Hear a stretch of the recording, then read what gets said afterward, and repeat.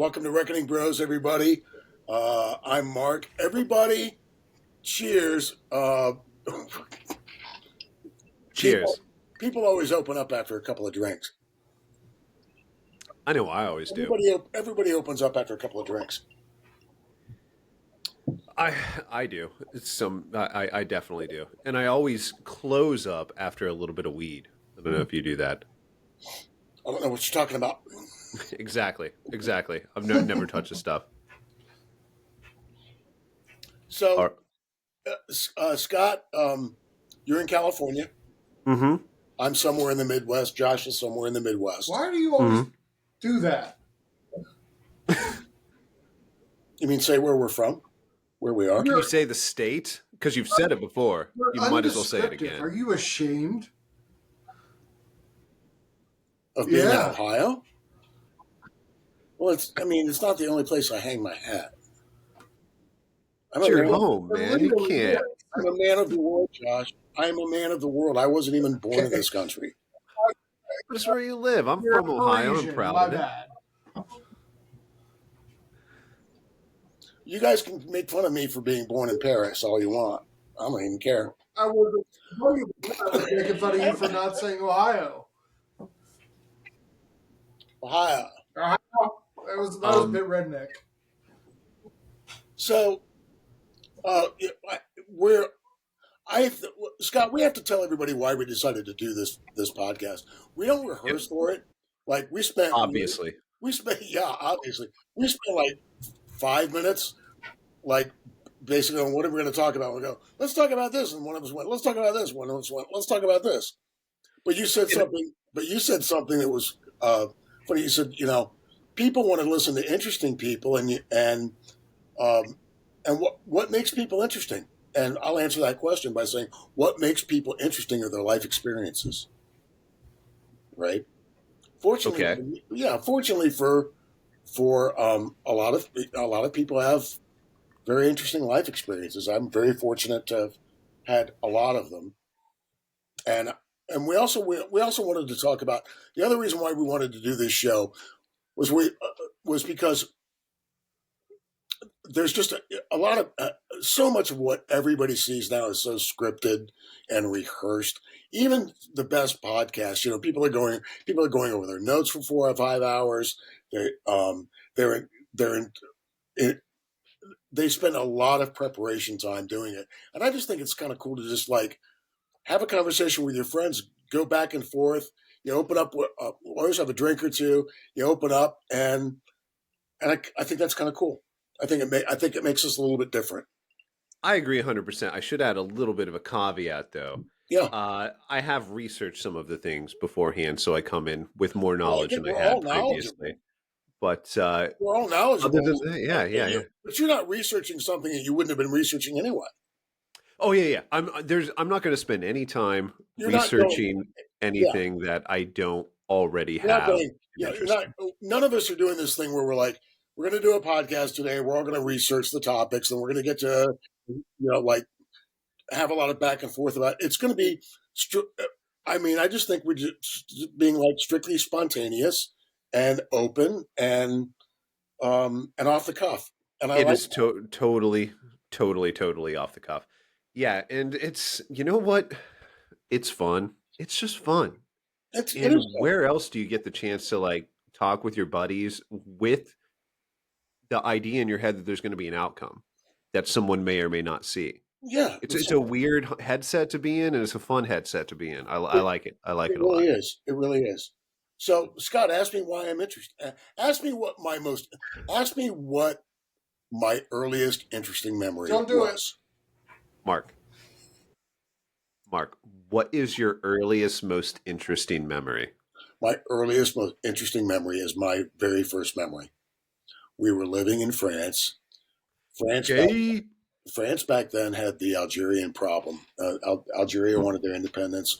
President de Gaulle and the French weren't going to give the Algerians their independence. And the Algerians mustered all kinds of, what they could, small hit and miss sort of terrorist operations. They throw, smoke bombs that looked like grenades into cafes and they would, occasionally, attack us. An alien, Whether or not I hit record is irrelevant. Mark said an alien being lands on this earth. The Avengers. An alien being lands on this earth and is raised by a couple who live on a farm in Iowa. Thanos. Yes, we're familiar with how Superman's origin story works. That's far superior. That storyline is far superior than Captain America. You haven't seen it. You haven't seen it. I don't believe you. You haven't seen any of the Avengers at all. Tell me the truth. Have you? I'm not a homosexual. You've never seen the goddamn Avengers. You're sitting here trying to tell us that Superman is better than Captain America. First of all, that's commie bullshit. Number one, that's commie bullshit. His name is Captain America. Not Captain World. Not Captain fucking metric system like fucking Superman. Captain fucking fight climate change. Captain Planet. No. Captain America. He's powered by diesel and steak. That is how he fights crime. Captain America. I'm talking about OG Captain America. Superman is the most powerful superhero of all superheroes. No one is more powerful. Understood. Yeah. It's not about power. It's about coolness. No, that automatically makes him the best. No, because you're saying true justice way is the define all be all.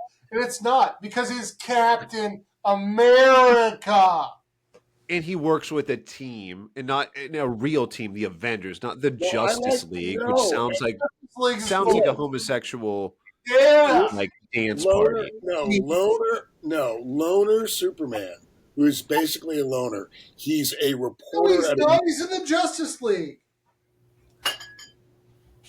That's my dog. Tell CJ to shut up. We're having a really important conversation right now. That's BG banging at the water bowl because she's out of water. So, Superman is not in the Justice League. He's not. What? I've never heard of the Justice League. I've never heard of. You're sitting here trying to. Trying to make superhero statements and not hearing of the Justice League. I've never heard of homosexuals of the universe. Who's in the Justice League, Scott? First of all, before I answer that, the homosexuals of the universe would be an awesome superhero team. I'm all about it. Okay. Secondly, Justice League, go. Wonder Woman, Superman, Batman, The Flash, that cyborg motherfucker. Aquaman. Yeah, Aquaman doesn't. Come on, Aquaman. Dude, he's part of it. That is the Justice part of it. Yeah. Sparky, welcome to your DC universe. Yeah. Anyways, I don't know. You guys are wrong. Attack a civilian and kill them, etc. But it wasn't some kind of like organized, really well thought out resistance operation, right? They did do a lot of things. Because you don't even know what you're talking about. Because Superman is kind of a loner. He doesn't have very many friends growing up because everybody sees him, as being so different as he is.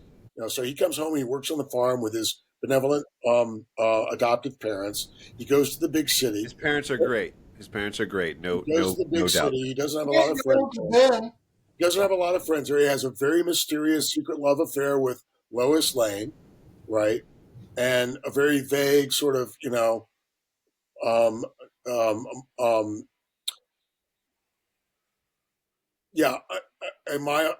love affair between him and Lois Lane. He has the big brother, little brother relationship with Jimmy Olsen. He has the second dad relationship with Perry White. And he's truth, justice, in the American way. And he should always, always, always be fighting bad guys in America and making America look good. That's the only thing Superman should be doing. Is this a foreign policy thing? Are you mad because Captain America goes beyond the U.S. borders? The Superman back. I want America and the Avengers go beyond the U.S. I want propaganda Superman back so badly. We're all right there with you. We all want pro-America I want propaganda. 1950s for America. These are the bad guys. This is the mild mannered reporter from the major metropolitan newspaper, fighting a never ending battle for truth, justice, in the American way. Powerful than a locomotive. That's who Superman should be. Agreed. We're not arguing over that. I mean, sorry. That's what the film should be. There shouldn't be any other aliens in it or superheroes or. Okay. Have you watched Captain America at all? There's like 27 movies. Have you watched any of them? No. This motherfucker. Have you read any of the comics ever? It was so long ago, I can't remember. I don't know. No. That's a no. Yes, that's a no. Okay. First memory is, so when we lived back in those days, and even here in the United States, but especially in Europe, kids would sit in the window and watch what happened.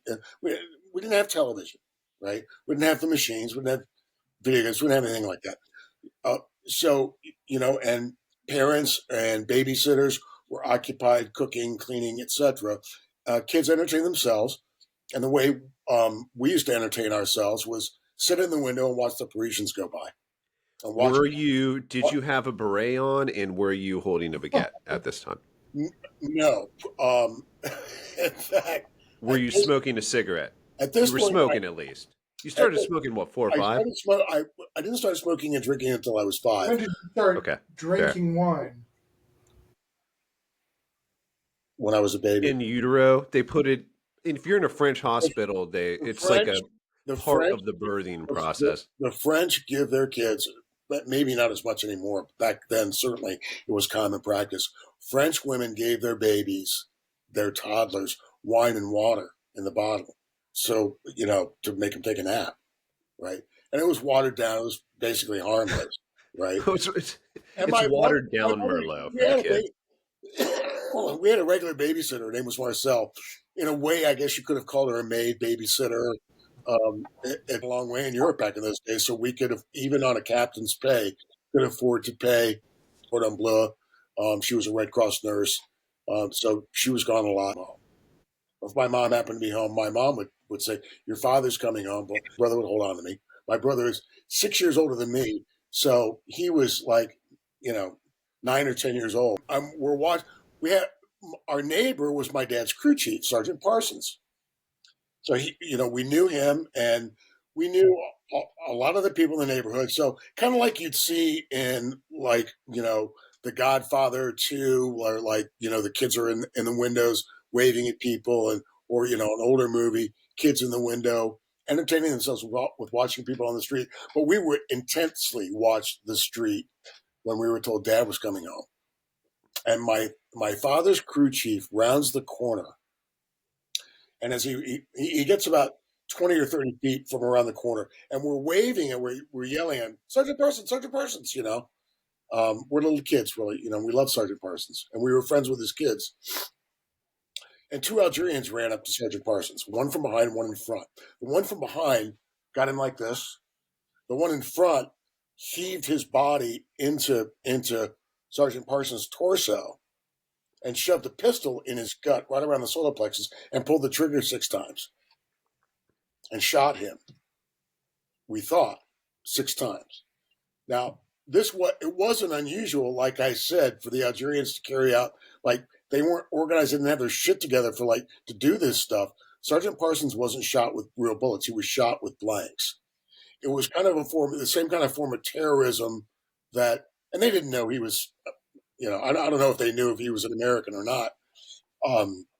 Because I can't remember. I don't think Sergeant Parsons was in uniform. So he goes belly down screaming on the sidewalk, "Oh God, I'm shot. Oh God, I'm going to die." And it burns when you get shot because lead is hot. And Sergeant Parsons was in World War II like my father. They were both in Korea. They knew a lot of people that had been shot. They knew what it felt like to get shot, even though neither of them had ever been shot themselves, because they talked to a lot of fucking people that had been shot. And it burns a lot. And Sergeant Parsons was smoking. He was belly down on the sidewalk, writhing in pain, screaming he's been shot, with smoke coming from his shirt where he'd been shot. He was shot with blanks. He didn't know he was shot with blanks because it burns to get shot with blanks. And he had powder burns all the way through. It burned a hole. The wad burned a hole through his clothing. Come to think of it, he was in uniform. So we're screaming. We're up screaming. Now we're standing in the window, screaming. And and the Parisians are just. Even then, the Parisians were not oblivious to what's going on around them, but they just sort of the Parisians were just walking by Sergeant Parsons. They didn't give fuck. And in less than a minute, we're screaming for Marcel, Sergeant Parsons. And my father comes around the corner about 30, literally, in less than 1 minute, maybe 30 seconds. And he is also carrying a baguette and, bottle of wine, whatever, stopped at the market. My father, so we see my dad. We go, Dad, pointing at Sergeant Parsons as if my father, we're little kids, as if my dad didn't see him lying on the fucking sidewalk. He runs up to him. He rolls him over on his back. He rips his clothes from him.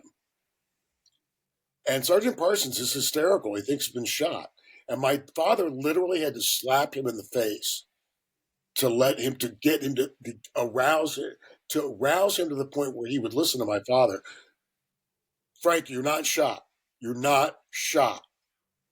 Now, he was burned badly, right? But he showed him. He took his head and went like this. Look, you're not shot.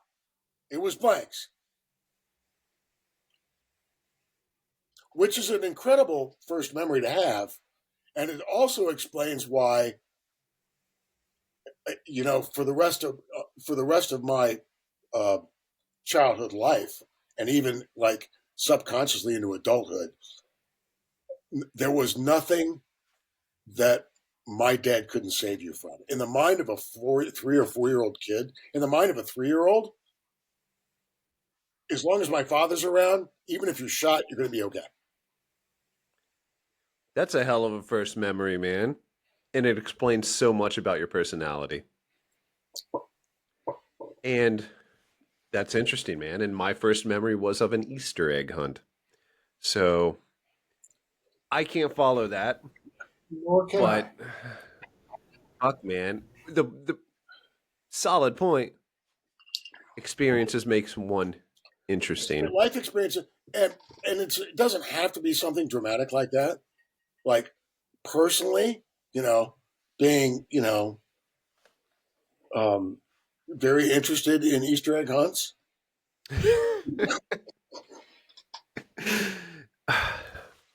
Well, I would like to hear that story someday. But yeah. I saw something today, and we were going to talk about masculinity because we already covered this on our last broadcast. So we were going to go over that some more, and we're running into time restrictions. So, but I do have to bring up the fact that, and I have to ask the question: who besides me and Scott? I'm going to ask you to edit in a picture of the Luigi fan club in New York today. Boom! There it is. It struck amazing me picture. No, there's so many people. The online left idolizes this guy, and it struck me that they're all communists. Like, they all have hammer and sickles in their bios and pronouns and everything. And and you could tell by looking at those two people. I mean, so it struck me that the communists. It's no mystery why they're enamored with handsome Luigi. They remind me of the fat, mangy, lazy cat, right? That is easily distracted by shiny objects, anything that's by shiny, and enjoys killing. for this. It doesn't eat the mouse. Enjoys killing mice, but sits around and waits for the fancy feast, the salmon tuna medley, to be served to It's him. kind of like, yeah. No, I totally see that. And you look at this picture, and I think you said earlier, you feel kind of bad for these people. I definitely feel bad for these people. They don't get it, and they don't want to get it. Like a lot of people that get their validation in their spiritual meaning through these political statements, they they reach a point of understanding that gives them emotional satisfaction, and they stop. Right? Hopefully, as they get older or they learn more, they're going to continue to learn more and realize that these silly, oversimplified ways of looking at healthcare are just dumb. I mean, it's about money, and it's about more complicated reasons of why healthcare is more expensive. And obviously, if you look at those two in the picture, if they change their lifestyle habits, they would save a lot of money on fucking healthcare in the future. I mean, come on, let's be real, right? I mean, they don't need Luigi, the cult hero that they're. What they need is a salad and an exercise program. Exactly. Exactly. It's mean to say that, but is it really? I I I I'm going to profile the woman. She's got Profile what? She's got long COVID. That's why she has long COVID. That's why she has the mask on and is wearing it outside. She's obese. She hasn't had a job in ages and ages, if she's ever had one. She's oppressed, right? She's depressed. She has clinical depression, right? Is a hypochondriac and stays cooped up in an apartment all day, shoving bonbons in her mouth, gorging herself with what eventually is going to give her diabetes and everything else that we're going to have to pay for. And she's going to get it, right? They're going to complain about the healthcare system that literally is taking care of them via Medicaid, and complain about it endlessly. No, they don't understand or want to understand the complications behind it. The point is emotional and spiritual satisfaction. If you understand more, you can't get that satisfaction. That's why people freak out when you try to explain things to them and they get defensive, because they're not getting that spiritual, emotional satisfaction. Yeah, They don't. The facts are irrelevant. Though that's precisely like that. true, Scott, and it's very insightful because not only do they get their satisfaction from this, that the evil healthcare executive getting shot and the handsome Luigi who's their cult hero, right? But if somebody shoots an auto executive, they're going to get the same high off of it, right? Oh. That healthcare, for sure. That auto executive is responsible for climate change. Therefore, he deserves to die. Yep. He deserves to be killed, right? Yep, there'll be something like that in the future, guaranteed. It could be an oil executive. It could be an oil executive. It could be a meat packing plant owner, right? A McDonald's franchise owner. Easy, right? You're killing people. You make people die. You put too much sugar in the cereal. You do this. You do that. Facts don't matter. No, one of the biggest communist accounts on Twitter put up. So they literally they're doing the Luigi character meme, and their new meme is "You've been Luigi'd," right? And they're using that now. So a guy that owns a small tool and die company in Michigan with less than 50 employees, competitive wages. I mean, I've never met the guy. He might be a prick. He might be the nicest guy in the world. I don't know. He does own a women in business certification business that does design and tool and die. It's a small tool and die shop in Michigan. Okay. And dude put up, "You've been Luigi'd," on a news story about that CEO getting stabbed to death by an employee. So they will always justify murder for their political ends. Doesn't make any difference who it is. And they give it a cutesy name. It reminds me, Mark, do you remember the summer of 2020? Yeah. Remember the Portland the City Hall building? And for like 3 months, there was just constant attacks on it. I saw online, I don't know if it was Antifa or just some random kid playing, but at any rate, it was circulated. It was like a sheet of the different roles that the activists would be playing when you went and attacked the Portland City building. And one of them was like, it was like, you're a fire mage, and a fire mage throws like basically a Molotov cocktail at it. It reminds me of that. It's Yeah. making the shit cutesy. Yeah. And it's really an unforgivable thing to do. If you're separating the real suffering from what you do, and it's just like, oh, it's so gross, man. I don't know another phrase to. And the irony of it, they all have, every single one of them has anti-fascist in their bio, and they're using fascist tactics, right? Like everything they say, like, I'm an anti-fascist, but they're the first ones that want to control speech. They're the first ones that want to, they want an overpowering central government. They want to use violence for political ends. Most of them hate Jews. It's just a little bit fascist. It's Yeah. a little bit fascist adjacent, if nothing else. I've been using the term left fascism for 10 or 15 years now. People were like, there's no such thing as left fascism. I'm like, yeah, there fucking is. Of course there is. And no one understands what fascism actually means. It's well, there's no, it's kind of gross. Since the word interesting is in this podcast several times, I just want to make it very clear for everybody. I want everybody to listen to me very carefully. There are no interesting differences between fascism and communism. There's no interesting differences between fascism and socialism. There just isn't, right? Fascism and communism both result in dictatorship, mass murder, loss of all freedom. Fair. Look at it consequentially. Everything else is trivial. Every other little difference you can point to. Well, the fascists, incorporate some private some private enterprise. So, I mean, if the end result is dictatorship, totalitarianism, mass murder, economic misery, and loss of all freedom, what the fuck else matters? Don't forget famine, human-caused famine. That's a big one. Economic misery. Let's put that under economic all misery, around, right? Right. Yeah, it's it's like fascism is. I don't want to put this. Fascism is socialism. It's nationalist socialism. They call themselves the National Socialists. It's nationalist. Communism is globalist socialism. It's kind of adorable that people think it matters that the person that wants to control your life and cause misery works for the government or is a private citizen.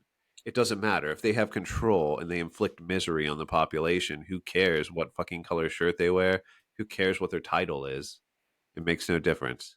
Right. Yeah, no, that's a great point, man. That's a great point. So we veered way off course. We're 23 minutes in and we did not discuss what we planned on as that, and that's what you get. That's what you get when you're off the cuff. That's what you get when Mark's on the organization. Spectrum. When I'm on the autism spectrum, and I just what's that called? You are totally on the spectrum. Quick question. Yeah. Completely 180. Yeah. Mark, are you or are you not a fan of Star Trek? You're familiar with the program? Yeah, I was a fan. Yes, but not not New Generation. Did Josh just raise his hand? Yeah, no. Josh just raised his finger and flipped me off for mentioning that. It took me a while to like the original show. Like when the original show was on, and it'll come as no surprise to either of you two that I was alive when the original show was on. Oh God, gross! I'm just kidding. He said gross. No, the original show. Why do you hurt me, Scott? I think the original Star Trek is fantastic. Yeah, I just what it did. I mean, here's one of my favorite interviews of all time. I think her name's Nichelle Nichols. She's the actress who played O'Hara. Lieutenant Uhura. Yeah, she was doing an interview. She talked about how it was the first interracial kiss on television was O'Hara and Captain Kirk. Yeah. She said her favorite viewer mail she ever got was from a racist white guy. And what this racist white guy's what he said, I don't approve of interracial kissing. I don't approve of any of that. but when you've got a woman as beautiful as Nichelle Nichols, I can understand it. It was something along those lines, and that was like her favorite thing because she felt like she was making an impact. She was great in the world. Isn't that kind of a beautiful thing? As fucked up as it is. Yeah, and she was great. Amazing. And we've talked before about how television had each episode of television shows back then left a right and wrong moral story, and there was always a moral or socio-political message. And they were always deep, and they actually kept that going through the Next Generation and Deep Space Nine and stuff like that. They were really deep topics, and they were really interesting. Why does Josh sound like he's... Why does he sound like... Sure, Enterprise with Scott Bakula was technically a Star Trek show, but we're not going to get into that. Josh and I had a boss, and she really was just a cashier, but the owner led her to believe she was a boss. And when you guys remember when the space shuttle blew up, like when George Bush was president, and it not when Reagan was president, when George Bush was president, and it shattered into a million pieces when it was coming into the atmosphere. You remember 1986, the Challenger. Yes, we remember that. No, not the one I said, specifically said not the one during Reagan. The one during George Bush's presidency. Yeah, I think it was the Columbia. It was the Columbia. And you weren't working in 1986, Josh. You were like 3 years old. Oh, great. Now I got to go through and edit out a name that you just said.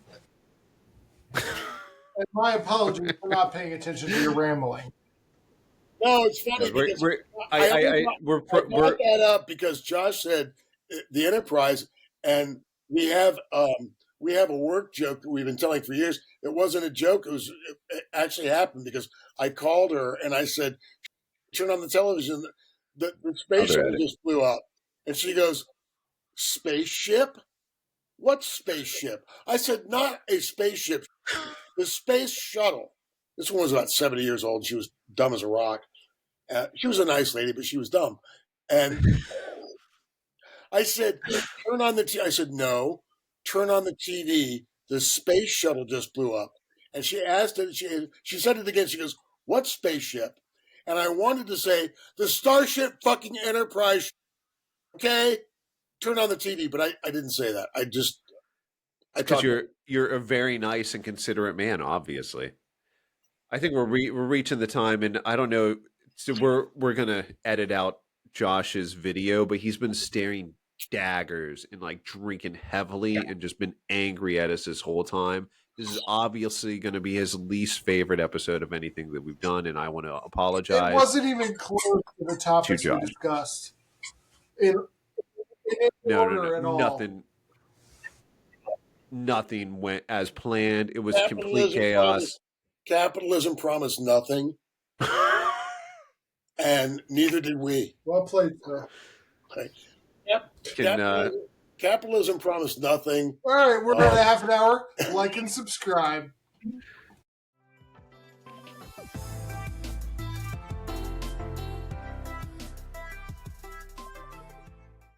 Scott, what's the term for that is called? They both do the stream of conscious thing. Right? And it was really interesting. Yeah, I think they do, and I think that's part of their appeal is you can't come across as authentic unless you're showing some vulnerability. Doing a stream of consciousness, doing something off the cuff shows vulnerability, and it makes your real you is being shown. That's why Kamala Harris isn't taken seriously by people like you and I, because there's none of that. Well, right? It's all any of it. It's so deader than dead and more pathetic than pathetic. Yeah, it's better than It's like the dolls they used to sell in the 70s. These are giant G.I. Joe dolls. Pull the string and it says, 8 things over and over again. Yeah. Right? Yeah. It can't exist in the digital world we have. In a middle class family. I worked in McDonald's, blah, blah, blah. It's like, shut the fuck up. It was like, 10 or 15 things that she memorized and kept saying over and over and over. And does Donald Trump stick his foot in his mouth when he does his stream of consciousness? Yeah, he does. A little bit. But it doesn't matter, right? Because if you put yourself out there, even if you fuck up 1,000 times, the fact that you're putting yourself out there and being authentic is worth so much that It really you can is. fuck up so much, you're still coming out ahead. Yeah. And that's why Elon's winning. It's why Trump's winning.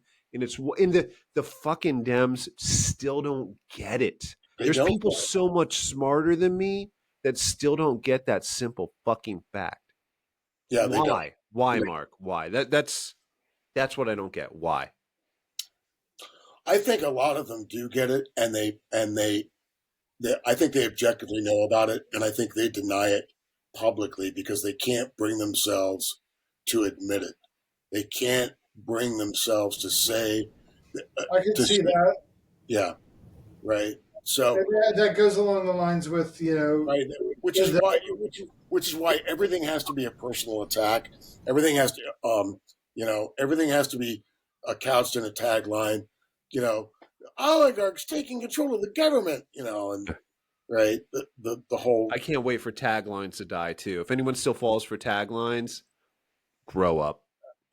Well, and it's all and it's also stupid and baseless. I mean, we're talking about no, their billionaires are cool. Oprah's cool. Bill Gates is cool. All their billionaires are fine, right? It's only the billionaires that they disagree with that they call oligarchs, right? So, and I think I hit pretty hard with the and the patron saint of their movement, the patron saint of the party that they belong to is Franklin Roosevelt. Come on, FDR, baby.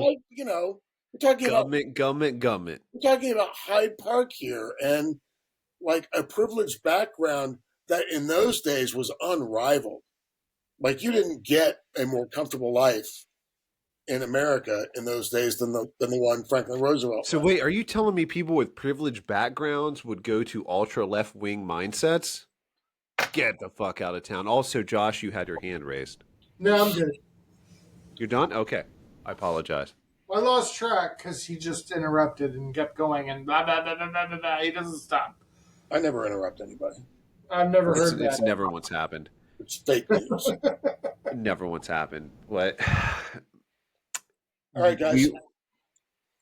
Anyways, maybe this should be. I'm going to edit this in and pretend it was a real ending to our. Like and subscribe to our episode. Like and subscribe. Like and subscribe. All right, everybody. Cheers. Take care. Peace. Good night.